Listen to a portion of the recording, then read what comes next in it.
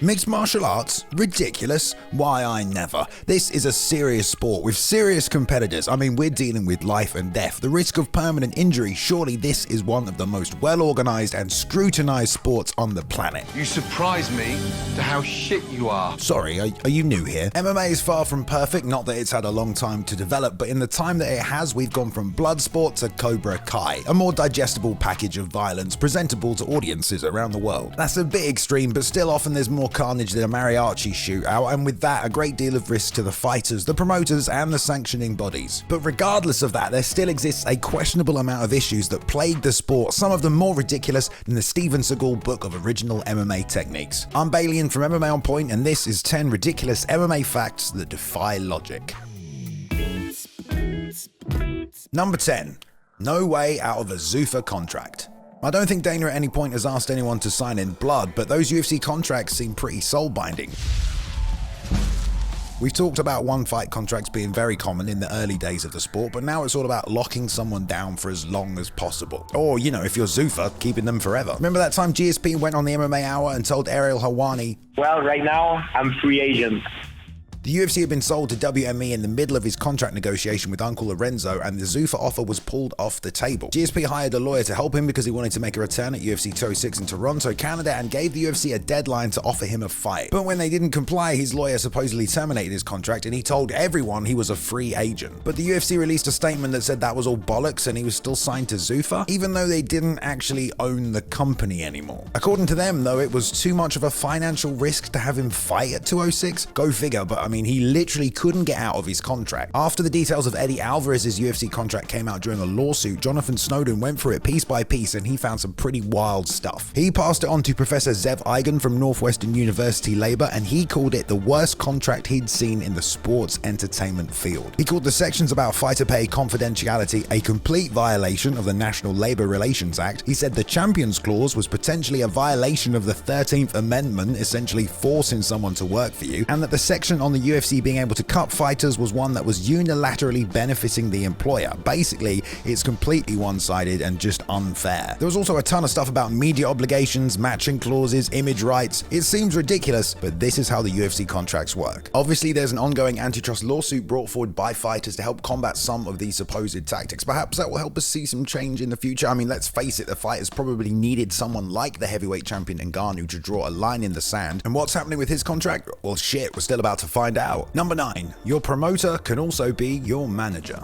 If you can't see the immediate conflict of interest here, I just don't know what to tell you. If you are promoting an MMA event or you have some kind of official position, of course you're going to favor your own fighters and give them the best fights possible. Pay them as much as possible. Get that 10%, baby. Can you imagine this in other sports? If Scott Boras owned the Yankees? That's basically IRL Jerry Springer for those of you who don't know. The point is, no, it wouldn't happen because of course there'd be favoritism amongst your clients. I mean, when Dana White started with the UFC, he was still managing Chuck and Tito. Another example is someone like Mike Kogan of Bellator, who has represented fighters such as Nate Diaz, but he instead relinquished all his management duties to try and create more of a boundary. Fair dues, Mike. Ali Abdelaziz was the longtime vice president and matchmaker over at the World Series of Fighting, when that was around before it became the PFL, but all the time he was running Dominance MMA Management, which had a shit ton of WSOF fighters on its books. I mean, the guy was the promotional matchmaker. That whole business ended quite messily, actually, with a lawsuit and a breach of the NAC ruling. But you can see why this was a problem. And this is still going on at promotions all across the world, so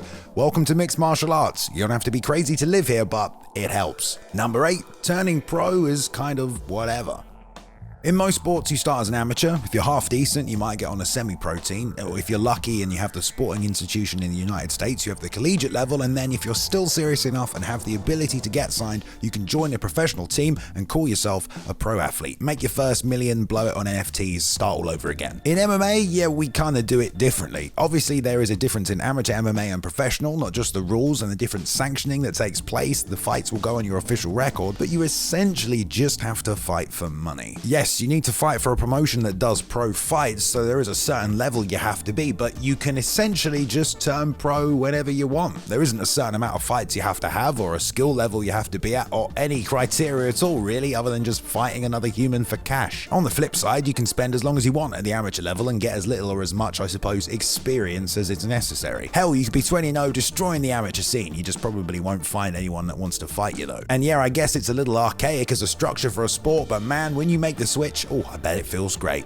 I'm so happy I can't even feel my arms! Number 7, broadcasting across different platforms. Okay, here's a scenario for you. Oh yeah, Dave, that UFC mate, that's quite good, isn't it? I think I might start watching them all, like all the time.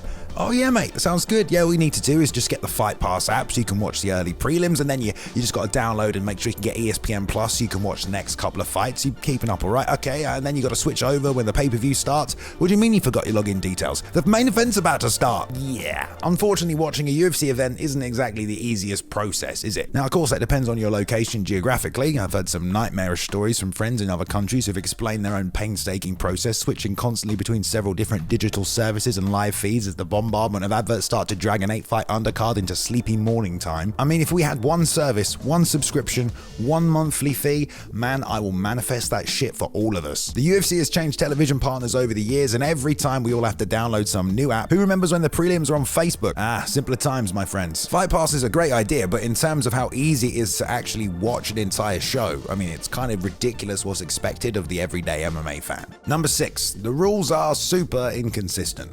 We basically went from having no rules to having a few rules to make sure people aren't getting maimed, to a set of unified rules that finally saw some recognition and helped get the sport licensed across all of America. But now slowly things are getting confusing again. The name unified rules has become a bit of an oxymoron just because, well, they aren't unified anymore. State to state, we've seen more and more changes start to take place over the years. You know, the definition of a down fight is always a fun one. Head to New Jersey and let someone stick one hand on the mat and have a field day figuring that one out. The problem is also that we don't really have a system in place to simply change these rules. If everyone agreed something like knees to the head on the canvas was a good idea to bring back, that update to the unified rules would have to go around to each state, and they could, you know, just choose not to accept the new changes, like a bunch of states did in 2018 when they changed some things around scoring, kidney shots, and the down fighter rule. Some states adopted the changes, some refused them, some adopted some but kept some of the old one. It's just so fucking confusing. It's not just the rulings, but the systems we have in place to establish them. The word unified has just become a farce at this point. Number 5, there's no penalties for officials. Usually if someone gets something wrong at work, you have a few consequences. You know, depends how bad you messed up. Remember when Peter Parker didn't get those pizzas delivered in 30 minutes? Pizza time. We are at the point in MMA where referees and officials have made so many mistakes that they have literally become famous for doing so. You can't say names like Yamasaki or Mazagati and some others without instantly associating them to their various list of fuck-ups, which included letting people take some unnecessary beatings, literally just not stopping fights when people are tapping, or bad calls that seriously affected the outcome, the athletes' livelihoods, their careers moving forward. And it's not just the refs, some of the judges have been just as bad. But what were the consequences? Well, none, really. Shit, they didn't even have to make a statement about why they did what they did. I mean, most of the time the good ones do, and it's certainly a job that has more chaos than an intersection in Burnout. But yeah, when do we start holding these obvious and avoidable mistakes accountable? I mean, so much is on the line for those 15 to 25 minutes. The people in charge or making sure everything stays within the rules. Heck, even the people scoring it should have some level of responsibility for the decisions they make, with appropriate consequences for negligence outside of the seriously unpredictable nature of the sport, obviously. It's baffling that their word is final, and that's the end of it. That leads me to my next point. Number 4, refs making a mistake and not being able to go back. This is one that's had most of us banging our head against the wall for some time now. It just seems so illogical that we can't do simple things like watch a replay and then make a decision, or if a ref makes a mistake, they can't just reset the fight and let the action carry on. But no, apparently all and any decisions have to be made in the moment as it happens in the cage in real time upon first glance, and once the call's been made, that's it. It can't be undone. Even if both fighters disagree, if they want to continue, even if it would be much simpler to make it a no contest, no. The first answer only, please. Granted, in 2020 there were some changes to the replay system. Before, it could only be used to look at a fight ending sequence. Once the replay had been called for, the fight was officially over. So stupid, man. Remember, it all happened because Mike Rodriguez had apparently bullshotted Ed Herman. The replay showed it was all fine, but the ref wasn't able to consult that. It would have meant that the fight had to be stopped immediately. Turns out Ed was, well, he was faking. Even Bisping called him out. What kind of Academy Award are you giving to Ed Herman right now? I want to know who his acting coach is. The fight carried on, and what should have been a TKO for Mike turned into a loss, and he was finished in the next round. What about that time Eduardo Hurdy thought Drew Dober was sleeping? Oh, he wasn't. Cool. Oh, okay. I mean, if you know anything about jiu-jitsu, you can see it's fine. Should we carry on then? No? Great, the fight's over. But now though, at least in Nevada, replay can be used at any point during the fight. Hey, a small victory in one state. I get that decisions have to be made quickly and there isn't always time to ponder over everything that happens in the cage, but if something clearly was a mistake, there should be no question. If it can be undone, let's do it and get back to a fair contest. Number 3, the 10-point must system. I don't know for the life of me why they call it a 10-point must system, when in reality they only really use 3 numbers, 10, 9, and 8, and if by some stroke of the MMA gods you went Super Saiyan that day, a 7. I get that MMA follows the scoring conventions of boxing and that you want some kind of system that allows each round to be scored individually so you can differentiate who was the most effective and when. But come on, is the 10-point system really the best way to do it? In other combat sports like jiu-jitsu and wrestling, points are scored for individual moves that are completed or half completed. I'm not saying this would translate into MMA, I mean shit, how many moves are there, but can you imagine a 10-point must system in jiu-jitsu? Pride had a system where they just, scored the fight as a whole. Logically, cool, that guy started well, but that guy was stomping on his head at the end, give it to him. I mean, rarely is it that simple, but their 2 main criteria were damage, similar to the UFC, and the attempt to finish the fight by knockout or submission, so seems pretty logical to me. You only have to Google Pride controversial decisions and sure, you'll find a few, Big Nog and Rico. The Rampage Shogun one was pretty sus, but if you change that to UFC, my god, there are pages and pages. Granted, there have been a hell of a lot more UFC fights, and ultimately, I guess it's more subjective than a 10-point system, but we're already putting the livelihoods of these fighters into the officials' hands anyway, so... But again, what are the actual chances of getting this changed? Well, we might as well look forward to that football pitch-size octagon that Rogan keeps banging on about. Number 2, the 12-6 elbow.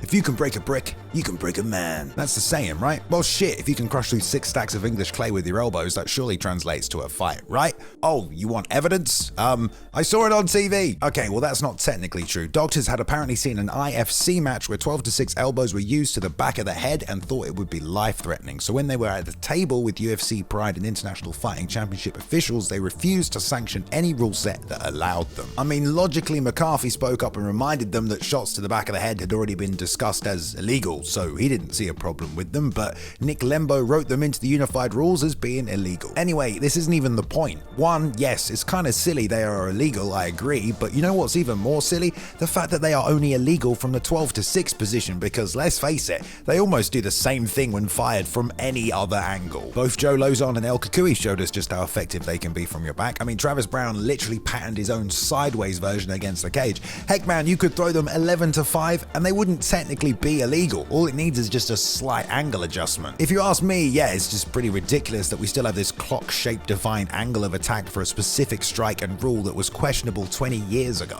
Number 1, how weight cuts work. There are a few things worse for you than a fight. I think Luke Thomas recently called the damage fighters endure slow maiming. And by far the worst thing you can do before you go into a life-threatening experience like that is basically starve and dehydrate yourself, sometimes to within an inch of your life. That's MMA, baby. One extreme point of death to the other. We all know why fighters weight cut. It's obviously an advantage to be bigger and stronger than your opponent. Yeah, it goes both ways. Severe weight cuts can affect cardio, sometimes the amount of damage you can absorb, and the whole process, when you think about it, is completely fucking ridiculous. Fighters spend 8 weeks getting their bodies in the best shape they've ever been in, only to push it to the point of death just 2 days before the contest. And the weight itself, I mean, it doesn't really mean anything. Yeah, you weighed 170 pounds, but for how long? 10 minutes? I suppose it creates an even playing field for everyone to fit in, but when you put that number next to Kamaru Usman as he walks into the cage to defend his welterweight title, air quotations, it couldn't be further from the truth. One Championship have developed these supposed hydration hydration tests that prevent weight cutting, but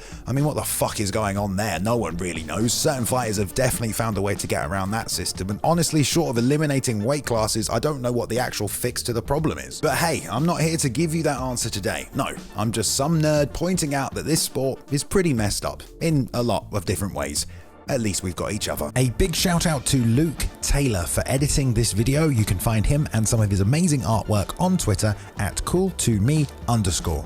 Shout out to Ben Rosette and the excellent music he provided during the intro video. His music can be found on streaming platforms everywhere. There is a link in the description, and follow him at Ben Rosette on Instagram and on Twitter. Thank you very much for watching, everyone, today. Please go ahead and like and subscribe if you did enjoy the content. We upload at least 3 videos every week for your viewing pleasure. Go ahead and leave a comment below if you want to join in the discussion, and follow us on Twitter at MMA On Point and myself at Balian_plays. You can now jump in and join the community Discord as well if you want to continue the discussion further, and I hope you've enjoyed yourselves. I'll see you in the next one.